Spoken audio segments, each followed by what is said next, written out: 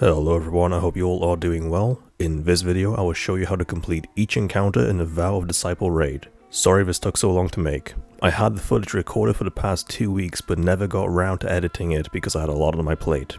Anyway, let's get right into it. In the first encounter, kill the projection of Seraphun to despawn all the other ads and open the door. From here, you will need to equip your Sparrow and drive to the next location until you get to this barge. What you will need to do is kill all the ads, in particular the knowledge bearers. As long as they are alive, you will be getting a debuff known as Pervading Darkness, which will stack to 10, at which point it will kill you. Once the bearers are defeated, the debuff will slowly drain into nothing. You will see these orange crystals spawning around you. You can each carry a maximum of 3 and you will need to collect 9 in total and then bring them to the barge. This will move the barge to the next location where you will repeat the process. There is a hidden chest in this section. You will need to destroy 3 crystals, one of which is to the left of the first location. The second is down this hallway of pillars and to the left. The third is underneath this bridge that the barge will sail over. From here, head to this temple and go through the door. Inside will be your first hidden chest. After this section, on your way to the first encounter, you will come across this pillar containing 3 symbols. Throughout the raid, there are hidden rooms. In each one, there is a plate on the back wall that you can shoot that reveals a symbol. You will need to find the 3 rooms with these symbols, then activate the plate inside to reveal the symbol. Shoot it again to deactivate it if it's the wrong one. After you find all 3, it will spawn a bonus chest at the boss room. Check out the YouTuber called Blank, he has a guide on all the room locations. This is the first encounter called Acquisition. Now there are multiple symbols in the raid that you will need to learn. These are the symbols along with their official names. Either use the official names or make your own up as long as you and your team understands which symbol you are talking about. To start the encounter, you will need to shoot a crystal in the middle. In the first room, there will be 3 pyramid-shaped pillars with 9 symbol slots, 3 per face. The pillars are located in the top left, top right, and in the middle of a map. Next to those will be a board with 3 symbol slots. The task here is to shoot 3 symbols on each pillar to activate it. You will need to do this for each of the 3 pillars. To find the correct symbols, you will need to kill glyph keepers which spawn inside random rooms around the map. Once the encounter starts, the pillars will begin to glow from the bottom. Once the glow hits the top, you wipe. If the ads shoot the pillars, this speeds up the wipe mechanic. So there will be 3 teams of 2. In each team, there will be an ad clearer and a runner. Ad clear will be protecting a pillar, killing the ads so they don't shoot the pillars. Every so often, unstoppables will spawn. Kill them to decrease the timer of a wipe mechanic. In the meantime, the 3 runners, 1 at each pillar, are looking at the board opposite from the pillars. One of these boards will contain a symbol at the top. The top symbol will always either be a traveler or pyramid, and it tells you on which side a taken knight will spawn. For pyramid, the taken knights will spawn in these locations. For traveler, the knights will spawn in these locations.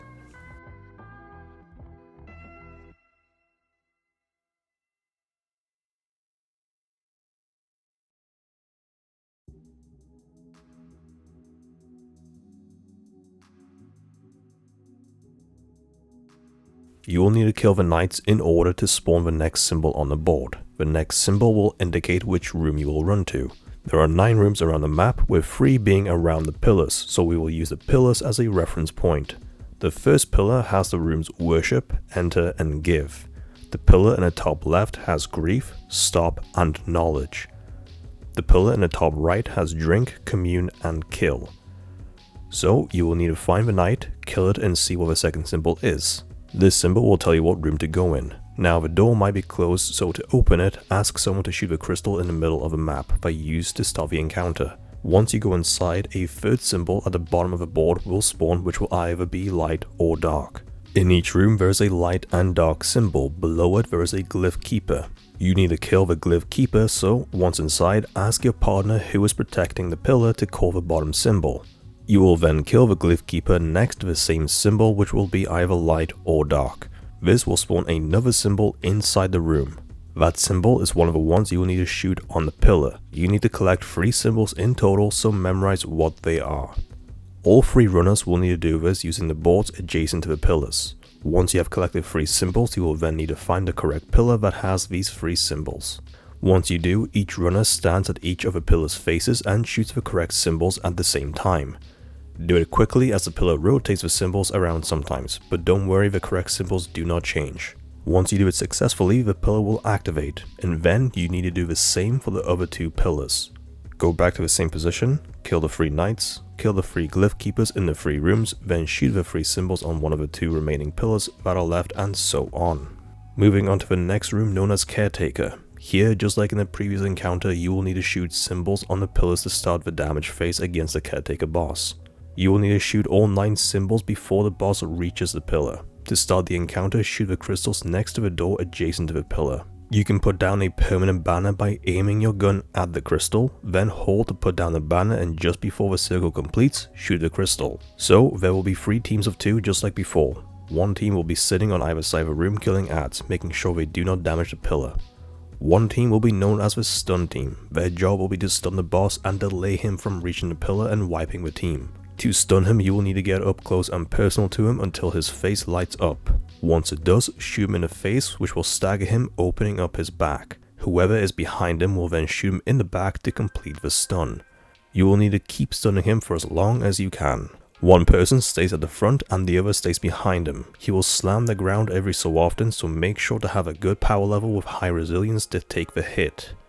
Each time he stuns, he will deploy these darts into the sky, which will circle around a little bit before sailing down and trying to kill you. Stun team and ad team, try to kill as many of these darts whenever you can. A bow one-shots them, but an AR submachine gun or scout rifle also works. The third team are the runners. Their job is to go inside the rooms adjacent to the pillars and physically collect symbols, which you will shoot on the pillar. To go inside, shoot the crystal to open the door. One runner will stay at the pillar looking at the 2 faces away from the door. Their job is to identify where the first 3 symbols are. The second runner goes inside and collects the first 3 symbols they see. I suggest you go left and around the room following the wall to see where the symbols are. There are 2 things to be wary of. 1. There are witches inside that are indestructible, so don't waste ammo. 2. The longer you are inside, the more pervading darkness builds up. Same as the beginning of a raid, once it hits 10 you die and lose the symbols. Collect 3 symbols, and as you collect them, call them out for your partner so that they can find their location on the pillar. Once you get all 3 symbols, tell your partner to open the door and exit. Your partner will tell you which symbols face the adjacent door. In this case, it is Pyramid, Witch Queen, and Fleet. Once you get all 3, tell your partner to open the door and exit. Your partner will tell you which symbols he has on the 2 opposite faces whilst you are in charge of shooting the symbols on the face adjacent to the door. You might have 3 symbols on one face or all of them scattered everywhere. Once you shoot the correct symbols, you will need to do it again. This time swap, so the runner now watches the pillar since they need to wait for the pervading darkness to drain whilst their partner goes in and collects 3 symbols. Same as before, call them out, shoot them, and then swap again. The third time, the first runner goes in and collects 3 symbols. You don't need to call them out since they are the last symbols, so shoot whatever is left. Once done, damage phase begins. There are 3 plates on the ground around the pillar. You need to do damage from all 3 of them. Whichever ramp the boss approaches from is the plate that will activate first.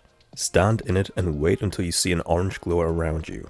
This is when you do damage. Fire a couple of shots, and as soon as you see the next plate light up, move to it and do damage again.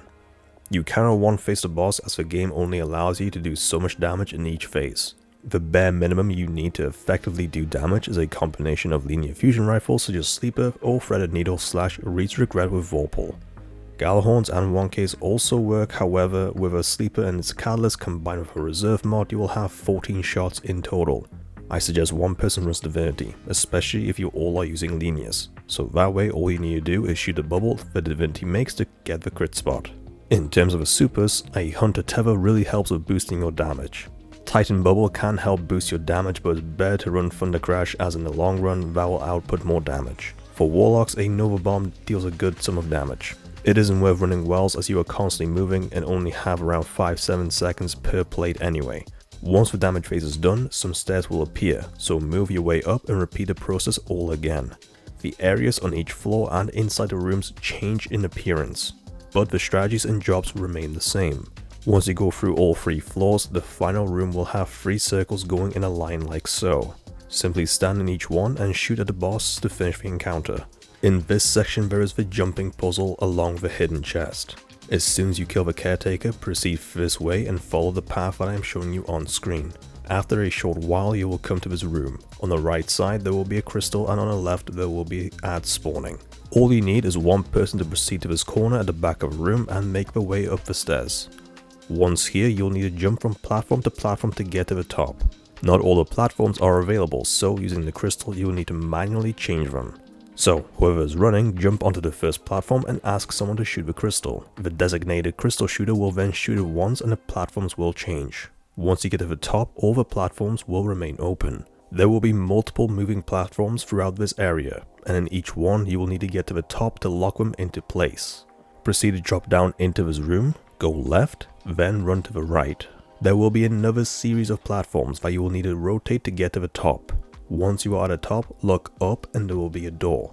Proceed through and carefully jump from platform to platform to get across. On the last platform, look up and you will see this narrow doorway. Jump into it and there you will find the second secret chest. Once you collect it, go to the right side of the room and drop down. Once again there will be ads and crystals to shoot. Shoot the crystal to rotate the moving platforms and get across. In this encounter there will be 4 rooms in total. In each room there will be relics for you to pick up to complete certain tasks with, all within time limit. There are 3 relic types in total, each one does a different job. The first room you will have a shard relic. Once you pick it up, you will get a timer. Once the timer hits 0, you wipe. To extend the timer, you need to kill these taken knights, and the only way to kill them is with a shard.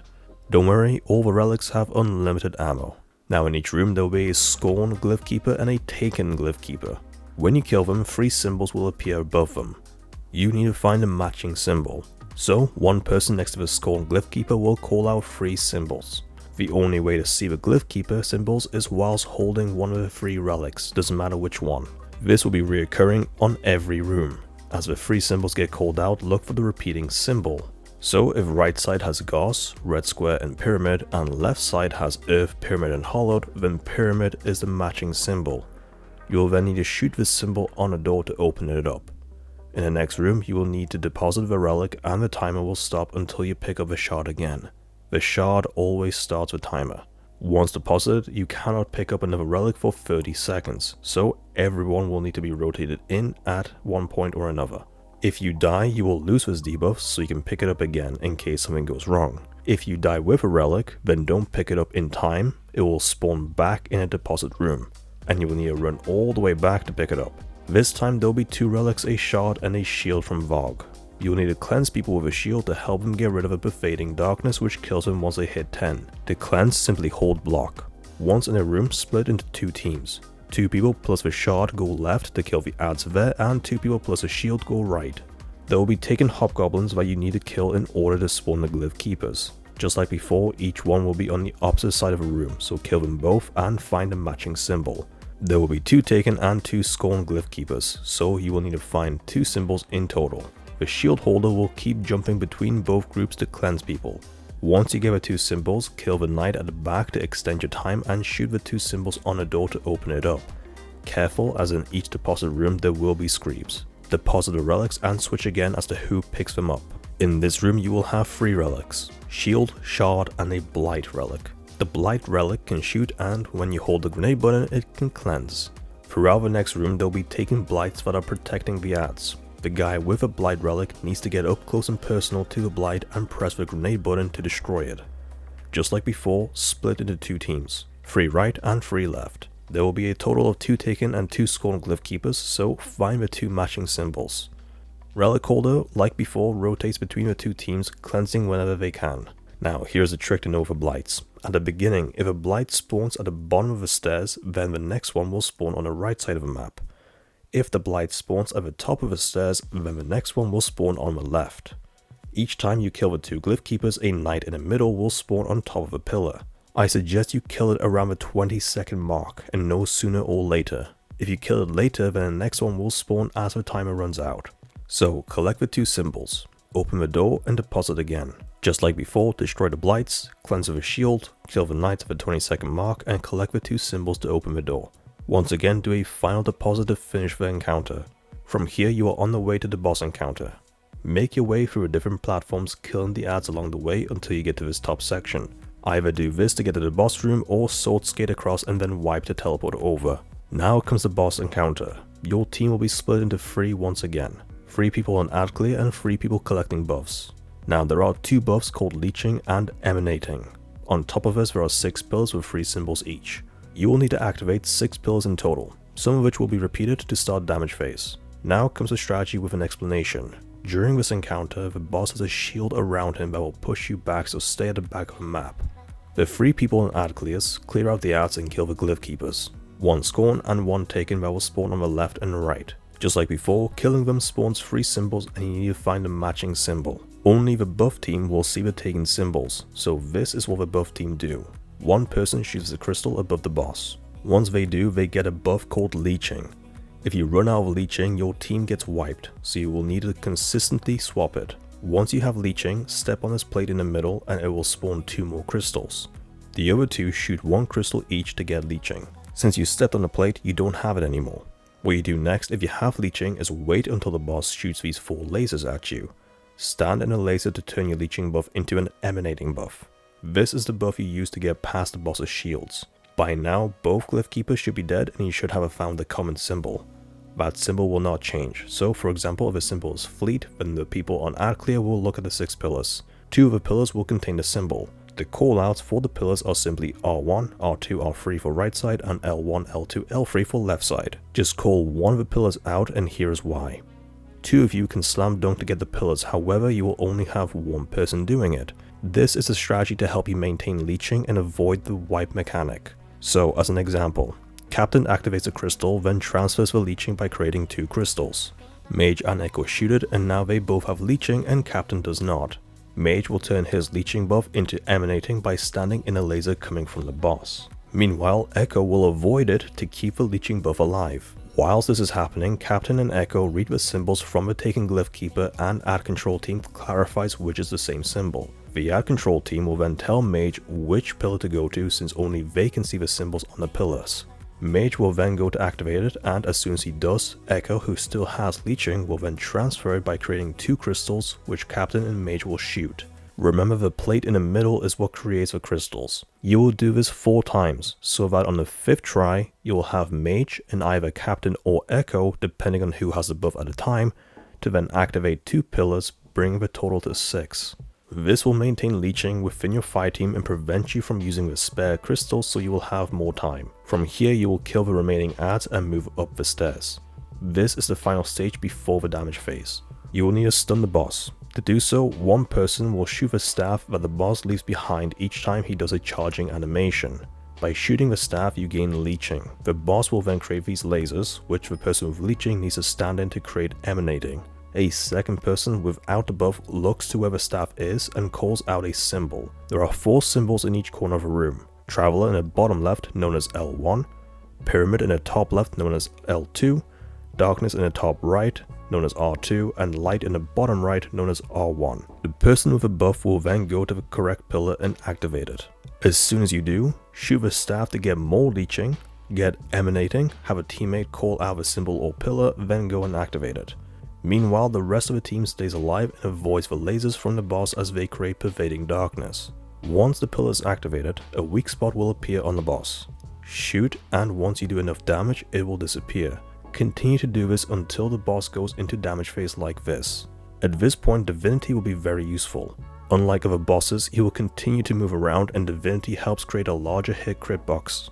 We used a combination of Sleepers, Thread Needles, and even Galahorns. For supers, I suggest you run Nova Bombs, Tethers, and Thunder Crashes. 1 Titan Bubble is useful to get Weapons of Light. If you don't one-phase him, then he will kneel and you will have a certain amount of time to get back to the beginning of a room. I suggest you don't jump because he will create a shield, and if you are in the air at a time, it will throw you off a map. Now, if you are low on ammo, I suggest you equip double special ammo weapons. I don't know if this is a glitch, but for some reason when you have double special, the ammo boxes spawn like crazy. Have a ammo finder mod on and you will have around 10 to 20 boxes of heavy ammo just lying around on the ground. Or what you can do is create this permanent rally banner right at the beginning. It takes some time getting the timing down. As a teammate walks to the encounter, just before they get there, put down a banner and it will stay there permanently. Repeat this phase and get the boss's health to hit this bar. At this point, throw everything you have left against the boss to finish it. And there you have it, that is how you complete this raid. If you have found this video helpful, then please like and share. Don't forget to subscribe to not miss out on more Destiny 2 content. Thank you for watching, and I'll see you all next time.